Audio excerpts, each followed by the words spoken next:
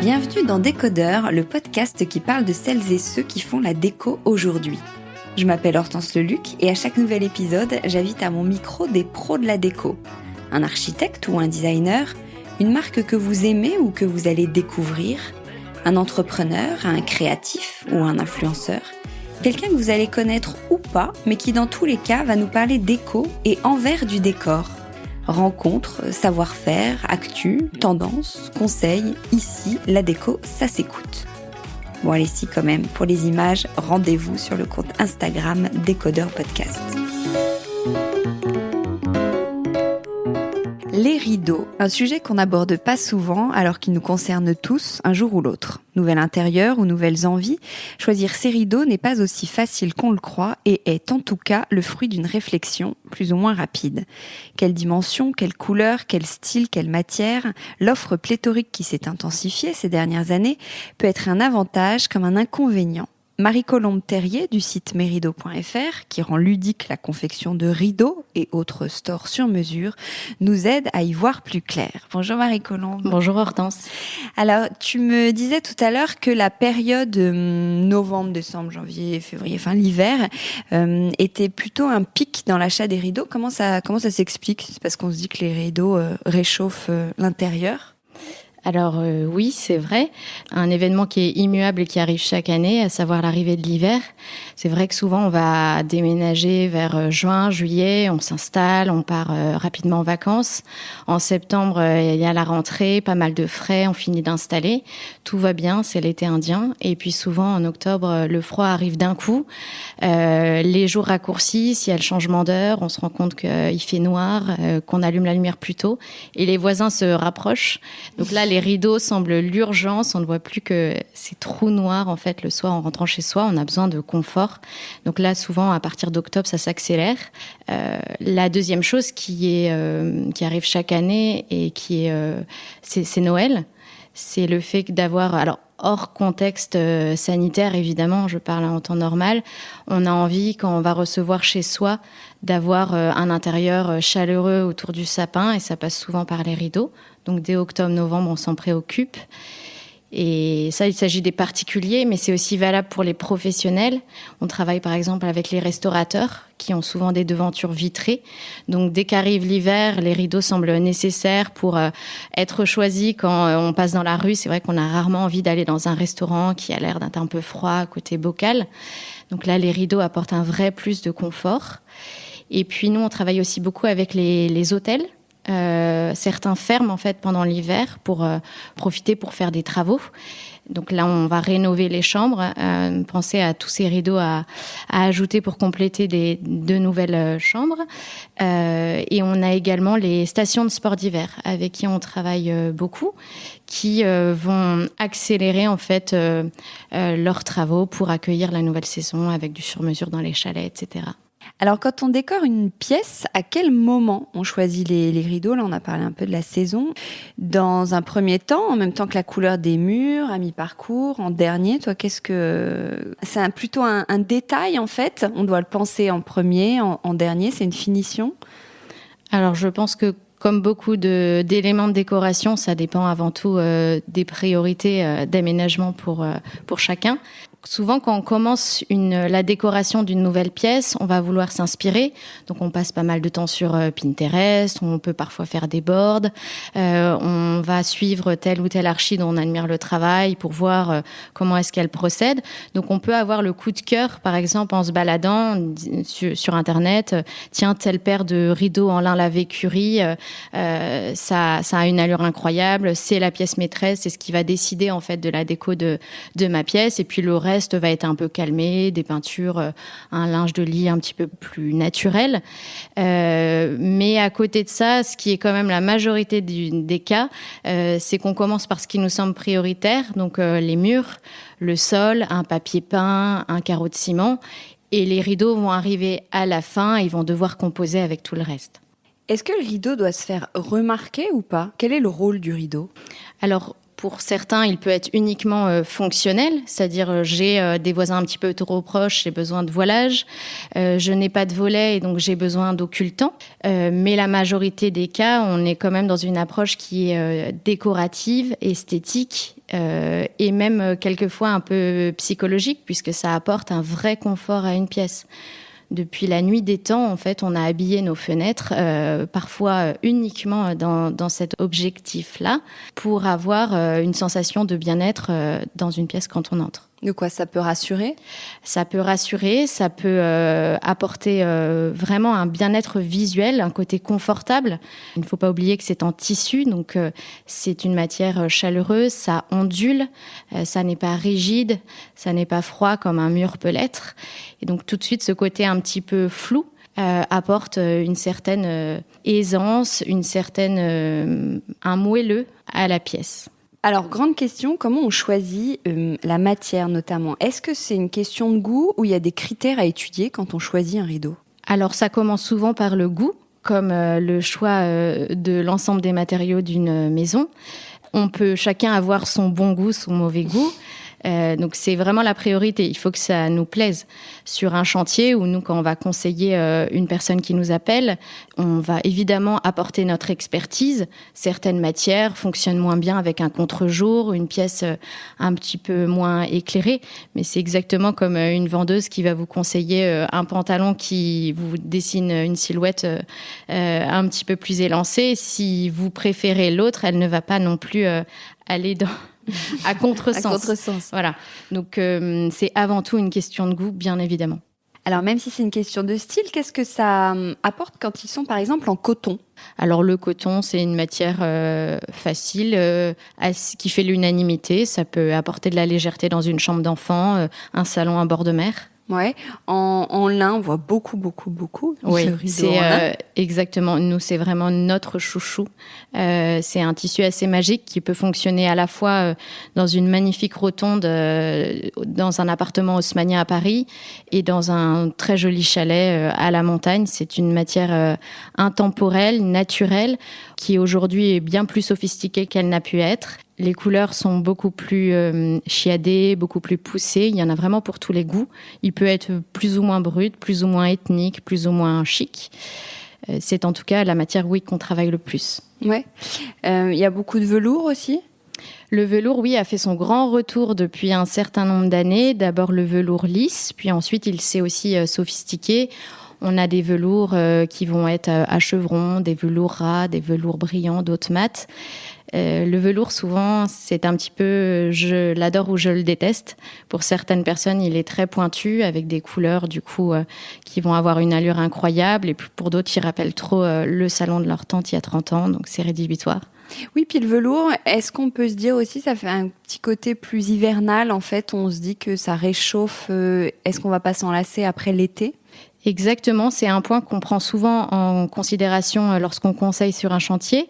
C'est pour ça que nous, on a plutôt tendance à aller sur des velours mat, des velours ras qui peuvent traverser l'année. Mais après, ça peut être vraiment un parti pris sur une pièce qu'on veut plus sombre, avec une teinte de peinture un peu soutenue, et on va jouer le total look boudoir avec un très joli bleu nuit, un velours de coton chatoyant. Et là, c'est une pièce qu'on veut confortable tout au long de l'année. Et c'est comme le lin, j'ai pas rebondi tout à l'heure, mais ça peut avoir un côté un peu trop estival. Par exemple, en blanc, est-ce qu'au mois de février, on a envie d'avoir des rideaux en lin blanc dont on va pas se lasser ? Le lin a vraiment l'avantage de traverser l'année et les saisons. Finalement, on se retrouve rarement avec un tissu qu'on trouve trop léger en hiver. C'est plutôt le fait que les rideaux vont être plus souvent tirés en hiver pour justement cacher les vitres nues et le côté froid, un peu noir de notre fenêtre. Mais sinon, finalement, ça traverse très bien l'année. C'est un excellent intemporel. Donc quand on choisit, j'imagine qu'il faut aussi penser si on veut de l'uni ou des imprimés. Est-ce qu'il y a une tendance par rapport à ça ? C'est un petit peu comme dans les vêtements. Finalement, on porte beaucoup plus souvent de l'uni que du motif. Après, ça dépend de nos goûts. Ce qui est sympa, c'est d'avoir, par exemple, une pièce avec un motif, un coup de cœur, comme pour un papier peint, en fait, qu'on décide de ne pas avoir en total look dans toute une maison, mais vraiment qui donne du caractère à cette pièce en particulier. Mais la plupart du temps, c'est vrai que l'Uni a de très beaux jours devant lui. On va surtout travailler dans les matiérés, dans ces cas-là, qui font un petit peu le lien entre les deux. Et est-ce que le pouvoir des couleurs sur les murs est le même que pour les rideaux ? Par exemple, j'ai n'importe quoi, des rideaux rousses poudrés vont rendre la pièce plus apaisante. Oui, tout à fait. Les rideaux sont le prolongement des murs. Ça ne vient pas du tout en opposition, bien au contraire. Sur un chantier, par exemple, une question qu'on pose toujours, c'est est-ce que les peintures ont déjà été choisies ? C'est primordial, c'est vraiment un prolongement. Alors, il peut être contrasté ou ton sur ton, mais en tout cas, il doit toujours prendre en considération le choix des teintes de mur. Un rideau, tout à l'heure, on parlait de velours bleu nuit. Forcément, ça va apporter un côté extrêmement chaleureux, confortable, intime. Un rideau qui va être avec une couleur beaucoup plus joyeuse, beaucoup plus gaie, va forcément donner aussi le ton à la pièce avec un côté chambre d'enfant, chambre d'amis qu'on veut accueillante dans une maison de famille, etc. Si les murs sont en couleur, ce que tu disais, ce qui arrive de plus en plus, est-ce qu'il vaut mieux jouer les contrastes ou l'harmonie ? Là encore, c'est vraiment une question de goût. On a par exemple travaillé avec Bilboquet Déco, Dorothée, avec qui on a eu la chance de collaborer pour réaliser tous les rideaux de sa maison. Dorothée a lancé sa marque de peinture avec des couleurs très chiadées et la plupart du temps, les rideaux choisis sont le prolongement de ces peintures. Donc c'est après vraiment une question de goût, mais je trouve que la plupart du temps, oui, on est content de prolonger en fait la peinture. On peut également jouer le contraste, c'est-à-dire se dire j'ai un univers très contemporain, très black and white, et donc j'ai choisi un faux blanc sur mes murs et je vais apporter du caractère avec des rideaux en lin lavé noir qui vont donner le ton comme une pièce de design. Quelle couleur marche bien en ce moment particulièrement ? Alors il y a des modes, c'est vrai, des saisonnalités sur les peintures, sur la déco, mais évidemment sur le rideau. Ce qu'on voit émerger depuis 6 mois et qui, je pense, est aussi corrélé à la période particulière qu'on vit, c'est le retour à des teintes très douces, naturelles, beaucoup de matiérés. On voit beaucoup de canapés en bouclettes, par exemple, et bien, c'est également le cas sur le rideau. On fait de plus en plus de rideaux blancs cassés, naturels, beaucoup plus qu'il y a quelque temps. Et quelles associations fonctionnent bien ensemble, par exemple ? On aime bien jouer le contraste. Si par exemple sur un chantier, on nous dit je vais avoir un canapé en velours vert sapin, on ne va jamais proposer du velours sur le rideau. On va toujours vouloir jouer la complémentarité avec du lin par exemple, ou si on a envie de rester dans un matériau chaleureux parce que c'est le ton donné au salon, on va aller sur une flanelle avec un petit chevron, un aspect laine ou un vrai lainage d'ailleurs, mais pour réchauffer d'une manière différente. C'est toujours important d'avoir des matières et des textiles qui se complètent et qui ne se volent pas la vedette entre eux. Et certaines finitions ont des propriétés que moi je connais assez mal. Quand on dit par exemple d'un tissu qu'il est anti-feu, ça veut dire quoi ? Il peut pas brûler ? Le tissu non-feu, donc le tissu M1, c'est en fait un tissu dont la fibre est dès le départ conçue. Donc ce sont des tissus qui ne sont pas naturels. Elle est conçue pour ne pas s'enflammer. Donc ensuite, le tissu est tissé avec cette fibre particulière qui peut se consumer en cas d'incendie, mais qui ne va jamais partir en torche. Donc c'est pour éviter d'avoir des embrasements en fait. Et c'est une norme professionnelle qui est assez complexe, qui varie comme toutes les normes suivant chaque pays européen. En France, c'est la norme M1 qui est assez contraignante, qui forcément rajoute un peu de budget au tissu, restreint un petit peu le champ des possibilités. Dans les hôtels, par exemple, elle n'est valable que dans les pièces de vie de 50 personnes, mais pas dans les chambres. Donc dès qu'on peut s'en affranchir, c'est toujours plus facile. Et intachable, on peut retirer vraiment les taches sans problème ? Alors oui, c'est une technologie qui est assez poussée quand elle est revendiquée. Certains éditeurs, comme par exemple Casal, a développé une technologie AquaClean, qui est vraiment une technologie propre, anti-tache, sur une certaine partie de sa gamme de tissus. Et ici, les tests sont quand même assez poussés. Et nous, typiquement, c'est des tissus qu'on recommande beaucoup pour les banquettes ou pour tous les rideaux dans des parties communes, en fait, chez les professionnels. Typiquement, c'est des tissus qui se vendent au mètre pour les fournisseurs de canapés. Et quand on dit d'un tissu qu'il est acoustique, on gagne vraiment des décibels ? Alors là, libre à chaque éditeur, quand il le revendique, en effet, d'avoir un produit qui soit fiable. C'est vrai que nous, on préfère, dans la majorité des cas, plutôt rajouter une doublure thermique et phonique, qui va être une doublure épaisse, en 5 couches, qui, pour le coup, a des propriétés avérées et va être extrêmement efficace, par exemple, sur un rideau de porte dans un immeuble ancien où on entend trop les voisins, où le filet d'air passe parce que le parquet a un peu joué, ou dans une maison ancienne. On le travaille aussi beaucoup dans les nouvelles constructions récentes. Vous avez souvent des fenêtres qui sont de plein pied. Il n'y a que de la vitre. Et du coup, on rajoute cette doublure qui va être en plus occultante pour garantir un noir complet et éviter de sentir trop le bruit des voitures la nuit. Et est-ce qu'on voit encore beaucoup de voilage ? Alors oui, j'étais aussi surprise de découvrir que c'est la plus grande recherche sur Internet de rideaux. En France, on a aussi la culture de vouloir être bien chez soi et un petit peu caché. C'est vrai qu'on regarde à l'étranger, les jardins sont ouverts, il n'y a pas de barrière. Chez nous, c'est une des premières choses qu'on fait. On rajoute une haie, une barrière, et c'est valable aussi pour les rideaux. Donc le vis-à-vis est souvent une priorité, et d'ailleurs, beaucoup de gens n'ont que des voilages, mais pas de rideaux pour la partie décorative. Chez Mes Rideaux, nous, ce qu'on aime bien, c'est justement dépoussiérer un peu cette idée du voilage, c'est-à-dire s'éloigner du tergal qu'on a pu voir chez nos grands-mères. Quand on veut du rideau, aller plutôt vers des matériaux naturels, du pli simple pour avoir une petite ampleur, pas de rajouter de chichi. Travailler des matériaux naturels mat comme l'étamine, comme la toile à beurre. Et ce qu'on aime par-dessus tout, dès qu'on va avoir besoin et de voilage et de rideaux, c'est plutôt proposer des stores bateaux en voilage. Ce qui permet en fait d'épouser la forme de la vitre, d'en avoir un par battant, de très facilement aérer le matin sans avoir ces voilages à pousser, de continuer à être protégé et d'alléger énormément la fenêtre, puisqu'on n'a qu'une seule tringle avec ces rideaux et ces 2 voilages plaqués sur les battants. Ouais, vous faites beaucoup de stores. Dans quel contexte on peut avoir besoin d'un store dans quel cas privilégier des rideaux, des stores, et pour quel effet ? Alors c'est vrai qu'en France, on a une culture plus du rideau. Si on regarde les pays plus nordiques ou même le Benelux, il y a beaucoup plus de stores. Alors ça tient déjà à la forme des fenêtres. Ils ont souvent des fenêtres qui sont rectangulaires, allongées, pas du tout en hauteur comme chez nous. Et leur ouverture va se faire par le haut. Donc le battant ne gêne jamais les rideaux. Et là, le store va vraiment épouser cette forme-là et sembler beaucoup plus logique. En France, on a des fenêtres plus verticales avec des battants qui s'ouvrent et on a souvent très peu de stockage au-dessus de la fenêtre. Donc le store gênerait.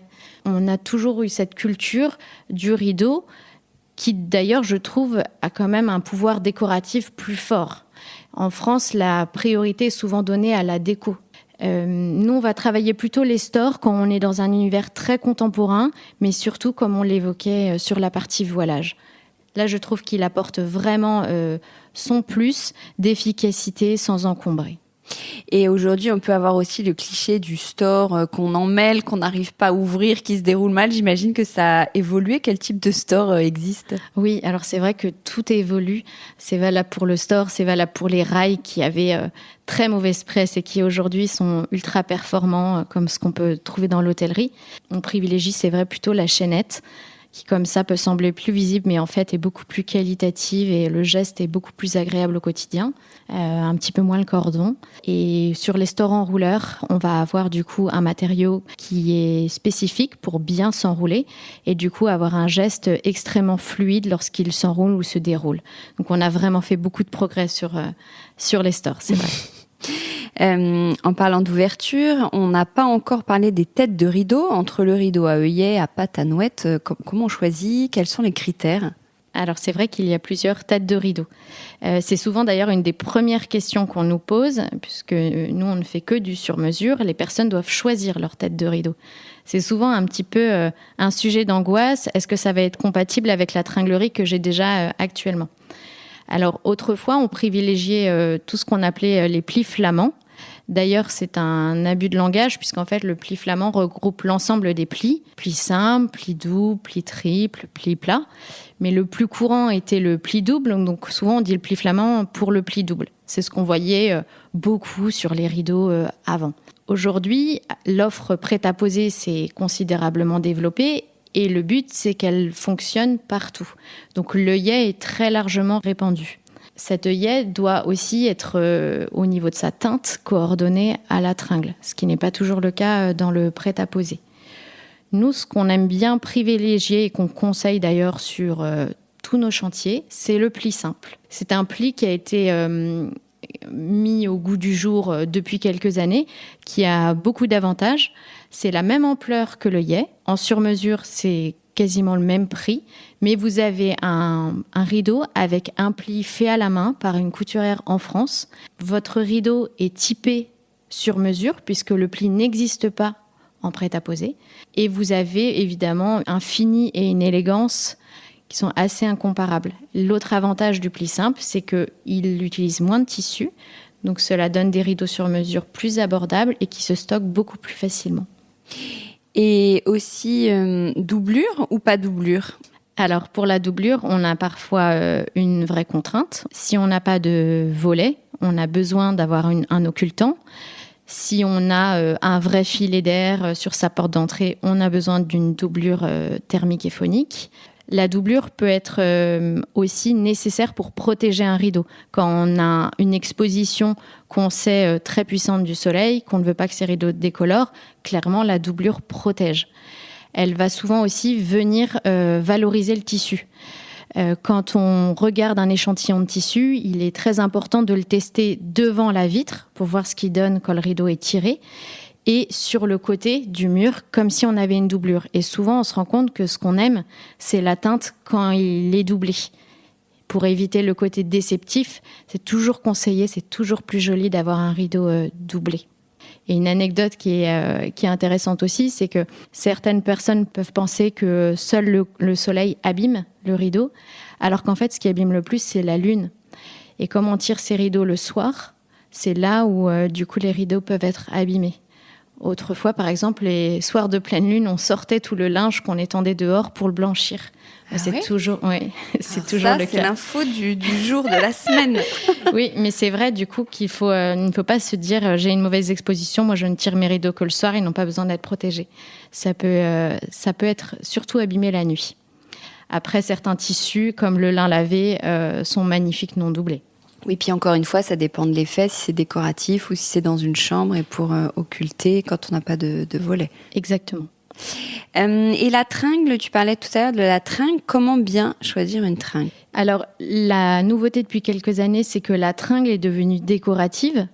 On a toute cette mode des tringles fines en fer forgé qui est arrivée, des tringles sombres. Le noir mat qu'on ne voyait pas du tout il y a quelques années est devenu très important sur le marché. On peut même du coup avoir la volonté que sa tringle se voit. Donc on va même quelquefois avoir une très jolie tringle noir mat et des rideaux très légers en étamine blanc qui eux sont très discrets. Ce qui est important, c'est d'évaluer la fonction des rideaux.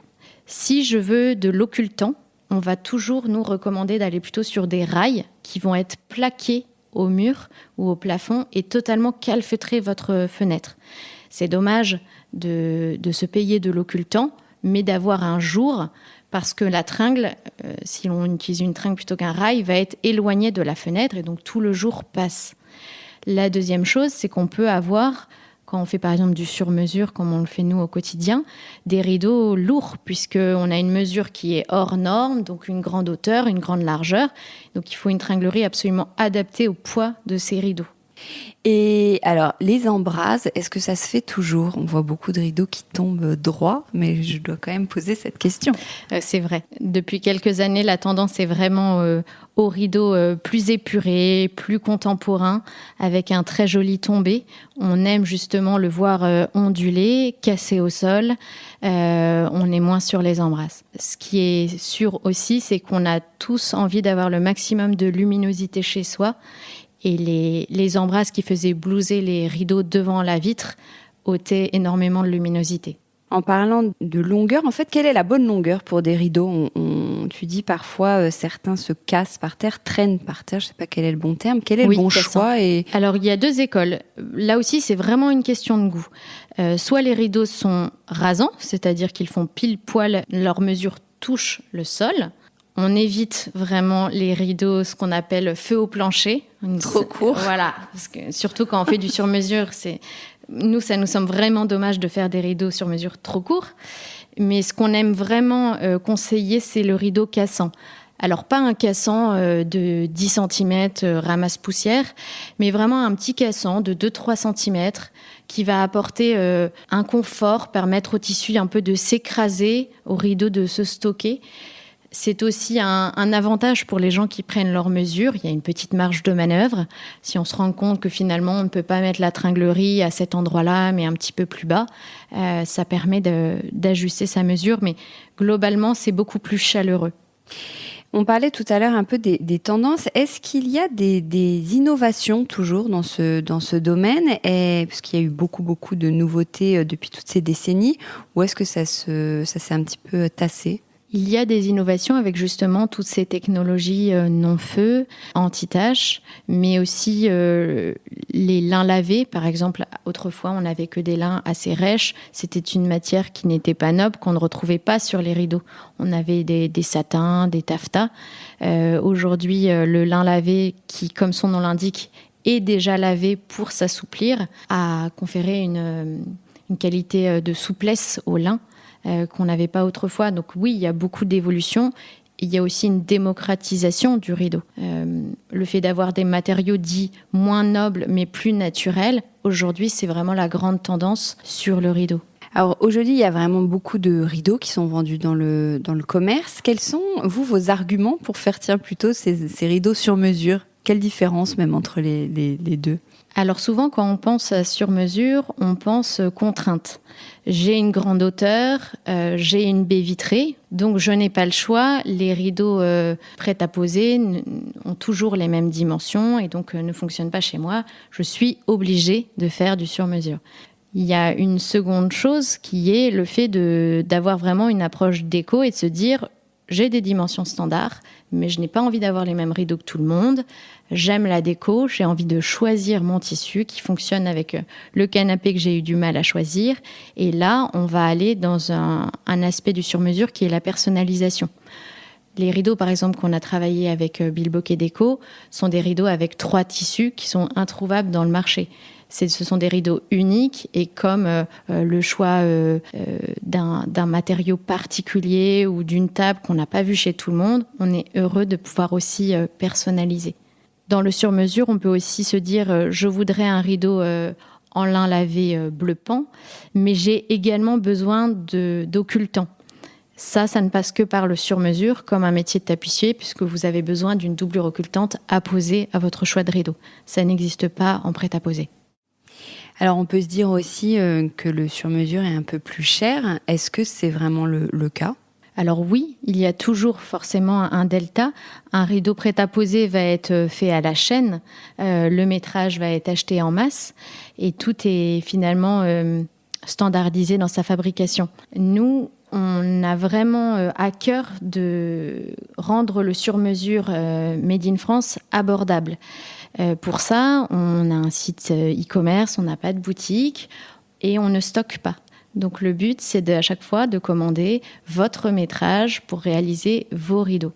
Donc forcément, chaque métrage est acheté indépendamment, acheminé indépendamment et va être fabriqué par une couturière qui va réaliser elle-même toutes les étapes jusqu'à son emballage et son expédition chez vous. Donc forcément, les choses ne peuvent pas être standardisées et taylorisées, et donc ça engendre forcément un surcoût. Mais c'est aussi le choix du Made in France, auquel on est très attaché, et encore plus cette année. En mars, tout le monde s'est mis à chercher des couturières en France. C'est un métier magnifique. Il faut savoir qu'une couturière, pour être opérationnelle et faire une paire de rideaux de A à Z, a besoin de 18 mois de formation. Aujourd'hui, nous, quand on visite nos ateliers, on est super fiers en fait, du travail réalisé à la main, de manière personnalisée, pour vous, pour réaliser votre commande qui ne peut aller que chez vous. Donc forcément, oui, le sur-mesure est un peu plus cher que le prêt-à-poser. Vos ateliers sont en France ? Oui, en Auvergne. C'est un bassin textile, anciennement bassin de la dentelle, où depuis on retrouve de très belles maisons, comme notamment Hermès, qui a ouvert une usine de travail du cuir. Il y a un vrai savoir-faire régional. Et en combien de temps on réalise une paire de rideaux ? Alors entre le moment où, souvent sur le site, on va commander d'abord ces échantillons pour s'assurer, comme une tente de peinture, que ça fonctionne. Entre le moment où on passe sa commande et où on le reçoit, si le tissu est bien disponible chez l'éditeur, il faut compter 3 semaines en temps normal. Et dans les périodes de rush, comme c'est le cas à Noël, on peut aller vers 4 à 5 semaines, honnêtement. Et d'où viennent vos tissus ? Ce sont uniquement des tissus d'éditeurs ? Oui. On travaille exclusivement avec des tissus d'éditeurs. On a vraiment une approche déco sur le site. L'idée, c'est justement de dépoussiérer le métier de tapissier, qui peut parfois être perçu comme soit inaccessible, soit un petit peu vieillissant. On veut vraiment garder le côté artisanal du métier, à la fois avec le toucher de la matière, pour vraiment ne pas avoir un côté trop anonyme sur Internet, tout seul devant son ordinateur, et le côté conseil, où on va chaque jour recevoir des photos, des appels, des personnes qui ont besoin d'être conseillées. Donc c'est transposer ce métier de tapissier, toujours made in France, mais plus facilement accessible grâce à Internet. Vous travaillez surtout avec des pros, donc j'en profite de faire un petit clin d'œil, donc notamment à Caroline Andréoni, vous travaillez beaucoup avec elle, et Kitry de Pascal, son compte Instagram c'est Mise en scène, je crois. Oui, exactement. Ouais, que l'une j'avais rencontré pour un podcast, et l'autre nous avait ouvert les portes de sa très jolie maison. Comment vous travaillez avec eux ? Vous travaillez donc beaucoup avec des archis, et comment vous travaillez avec eux ? Oui, alors en fait, mesrideaux.fr existe depuis 12 ans, donc c'était un site e-commerce, et depuis 5 ans maintenant, on a développé aussi le service aux professionnels avec toute l'activité de chantier qui va être principalement, c'est vrai, à Paris, Île-de-France, mais également à distance dans toute la France. On a aujourd'hui à peu près 150 archis qui nous font confiance et qui nous confient la partie confection sur leur chantier. Donc on est un de leurs artisans finalement, comme le menuisier qui va venir faire leur bibliothèque. On va prendre en charge tout ce dossier-là, donc par du conseil, par l'envoi d'échantillons. On vient sur place, on prend les mesures, on fait les gabarits quand il y en a besoin, de trinques cintrées, de banquettes sur mesure, et on va réaliser l'ensemble en fait de ces confections jusqu'à la pose. Et si on est un particulier, à l'inverse, on peut aussi faire ses rideaux chez vous ? Exactement. On propose un service de conseil à domicile où, de la même manière, on fait d'abord un entretien préalable au téléphone pour évaluer vos goûts, vos besoins, cerner un peu votre univers.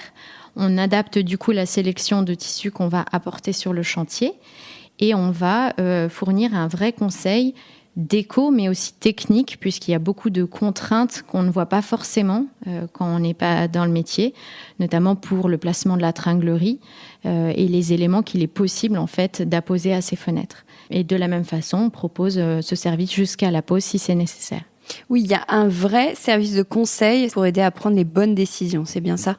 Exactement. On veut vraiment conserver ce côté proche et humain du métier de tapissier, en fait, du métier d'artisan, en accompagnant au quotidien. On a une ligne dédiée toute la semaine, en fait, où nos conseillères, du coup, sont formées pour répondre à toutes vos questions techniques. On a beaucoup d'appels, c'est vrai, et beaucoup d'envois de mails, puisque le sur-mesure, comme son nom l'indique, est la création d'un produit qui n'existe pas. Donc, ça peut être assez angoissant. L'idée, c'est de rassurer, d'aider à prendre toutes les décisions. On reçoit même des photos où on va nous-mêmes mettre 2 points. Il faut mesurer de là à là. L'idée, ça n'est pas que les gens se plantent. On veut que tout le monde soit content et qu'ils soient vraiment rassurés au moment où ils appuient sur le bouton. Il y a vraiment un contact humain qui se crée et on a même souvent des retours avec nos clients qui nous rappellent ou qui nous envoient un mail avec la petite photo de leur réalisation en disant je suis ravie, je suis hyper contente, merci, j'avais peur, mais aujourd'hui c'est canon, je suis hyper fière. Oui, et chez les particuliers qui se lancent, dont tu parlais, il y a beaucoup de monde qui fait de tels travaux de réfection, de couture ou même ces rideaux. Alors, les rideaux, c'est beaucoup de travail. Ça peut faire peur. De moins en moins de gens savent coudre, malheureusement. Donc, ce qu'on va plus savoir, c'est des commandes de métrage seul, des petits métrages. Notamment, là, cette année, avec les confinements, beaucoup de gens se sont mis, je pense, à faire des petits travaux de couture, des coussins, ce genre de choses. En revanche, pour le rideau, c'est vrai qu'on nous confie la confection totale, puisque ça peut faire un petit peu peur, notamment quand il y a des doublures. Et puis, il faut de la poigne. Si, par exemple, on veut mettre des œillets soi-même, il faut normalement une machine. Si on le fait manuellement, il faut beaucoup de force humaine pour caler des œillets. Oui, parce qu'on parle beaucoup de rideaux, mais vous faites aussi avec le tissu, on peut aussi faire donc des couvre-lits, des jetés de lit, des coussins et même des banquettes. Tu parles beaucoup de banquettes. Oui, c'est vrai qu'on s'appelle merido.fr, mais au fur et à mesure, on étend de plus en plus, grâce au savoir-faire justement de nos ateliers, on étend de plus en plus le champ des possibles à partir de tissus d'éditeurs. Donc on va suivre également les tendances sur les chantiers et depuis quelques années, la menuiserie sur mesure est très souvent présente sur les chantiers. Donc il est rare d'avoir un chantier sans une petite banquette dans l'entrée ou dans la cuisine pour gagner de la place. Et là, forcément, ça passe par de la banquette sur mesure. C'est également l'occasion de personnaliser avec un passepoil d'une seconde couleur, une épaisseur particulière, un angle arrondi. Donc ça permet aussi d'étendre le champ des possibles. Tu me parlais de confinement. Est-ce que vous avez remarqué un changement de comportement des clients, justement, depuis la crise? Ça va faire bientôt 1 an. Alors oui, c'est vrai que comme tous les secteurs au début de l'année, quand est arrivée cette crise sanitaire et le premier confinement, on s'est un peu demandé ce que ça allait donner. Et c'est vrai qu'on a la chance dans la décoration d'avoir eu l'agréable surprise en fait, de très bien fonctionner. On peut se dire que justement, au moment où il y a des vrais enjeux, la décoration n'est pas du tout une priorité. Et bien au contraire, c'est un des secteurs qui a le plus performé. C'est vrai que tout le monde s'est retrouvé chez soi, a eu envie, je pense, de bien-être. On passe tellement de temps maintenant chez nous en télétravail que les projets de travaux de rénovation, de décoration ont semblé d'un coup urgents. Et ça permet justement d'ailleurs d'avoir des projets en fait, d'avoir au moins la décoration de ma maison. Ça au moins j'ai avancé en 2020 sur ce sujet. Je n'ai pas pu voyager, je n'ai pas pu aller au restaurant, mais au moins du coup j'ai un petit peu économisé et réalisé ce projet qui me tenait à cœur depuis longtemps. Donc c'est vrai que nous on a eu un boom à chaque confinement des commandes en ligne. On a vraiment ressenti ce besoin-là. Ce qui a aussi très, très bien performé, c'est la commande de métrages, donc des petits métrages, pour justement en profiter pour revenir à des loisirs simples, mais très gratifiants, qui sont par exemple la couture, le tricot, tout ce qui peut être réalisé avec ses mains en fait. On est d'accord que vous vendez en ligne, donc vous livrez et vous faites bénéficier de vos conseils dans toute la France. Oui, tout à fait. C'est pour cette raison qu'on avait choisi justement d'être sur le net, de se dire quand j'ai une maison à la campagne, où est-ce que je vais pour trouver quelqu'un qui me fasse des rideaux à des dimensions atypiques. On est forcément dans parfois des maisons anciennes, même du récent, où on ne va pas avoir des dimensions standards. Et le digital permet ça. Il vous permet d'accéder très facilement à la réalisation de confection sur mesure. Nous, on a notre siège qui est à Paris, mais nos ateliers sont en province. On travaille du coup avec des particuliers et des professionnels dans toute la France. Et on a, c'est vrai, une activité de chantier qui se concentre sur Paris et toute sa proche banlieue, puisqu'on peut avoir un pavillon, une maison dans lequel on a des fenêtres atypiques qui nécessitent du sur-mesure. Comme chez toi, là, ta gentillesse de nous accueillir pour faire le podcast dans ta jolie maison de Meudon. Oui, j'ai eu la chance de quitter Paris intramuros et de trouver une maison avec un jardin avant les canicules et le confinement. Donc, pour avoir plein de fenêtres à habiller. Exactement, qui ne sont pas standards, en effet. Et toi d'ailleurs, quel est ton rôle chez merido.fr ? Alors j'ai un rôle un peu femme d'orchestre sur toute la partie commerciale. On est dans une start-up, donc c'est vrai que par rapport à mon ancienne vie, je viens du luxe, du marketing dans des grands groupes avec des postes assez structurés. J'ai complètement changé de vie il y a 4 ans pour rejoindre la déco, une PME en pleine expansion et un métier auquel je crois beaucoup. Je vais travailler à la fois sur la sélection des produits sur le site, les rencontres avec les éditeurs, les fournisseurs, connaître le marché pour proposer une offre assez complète qui se renouvelle en permanence sur notre site puisque nous adaptons la sélection en fonction des collections d'éditeurs. On va travailler sur les produits que les gens ont envie de fabriquer en confection sur mesure et je vais m'occuper de toute la partie B2B avec les chantiers d'archi que nous avons développés depuis 4 ans et ces partenariats de longue durée avec les professionnels, que ce soit des décorateurs, des restaurateurs ou des hôteliers. Donc je vais concrètement sur le terrain. J'ai des journées qui ne se ressemblent jamais, où je peux avoir un rendez-vous de chantier avec une architecte au milieu des gravats, où on va sélectionner les rideaux, et l'après-midi, être chez un éditeur à travailler à la sélection du site, et en fin de journée, travailler avec nos codeurs pour voir comment rendre disponibles ces produits très rapidement sur le net. Et puis c'est vrai que les rideaux ont toujours été importants pour moi, même étudiante. J'ai une grand-mère qui avait épousé un officier, elle déménageait 1 année sur 2. Donc c'était beaucoup de travail, les cartons 1 été sur 2, pas toujours agréable. Et elle m'avait confié que pour se sentir bien à chaque fois qu'elle arrivait dans un nouveau logement anonyme, un peu froid, la dernière chose qu'elle avait emballée, c'était ses rideaux qu'elle avait lavés, repassés et qu'elle installait très rapidement. Donc elle était toute seule dans son nouveau logement, découragée par ses cartons à déballer, mais ses rideaux étaient en place et elle se sentait déjà chez elle. Eh ben merci beaucoup Marie Colombe. Merci Hortense. Décodeur, c'est terminé pour aujourd'hui. Merci beaucoup d'avoir écouté en entier. Si vous avez aimé, n'oubliez surtout pas de vous abonner à ce podcast pour ne pas rater les prochains épisodes chaque vendredi. Bien sûr, vous pouvez aussi le partager sur Facebook, Twitter ou en story. Ça permet de le faire connaître à vos proches. Je suis Hortense Leluc et vous pouvez me retrouver sur Instagram via le compte Décodeur Podcast. N'hésitez pas à me suivre pour l'actu déco. Et si jamais vous écoutez cette émission sur iPhone via l'application Apple Podcast, vous pouvez aussi me laisser un commentaire, rubrique classement et avis, c'est juste sous la liste des épisodes.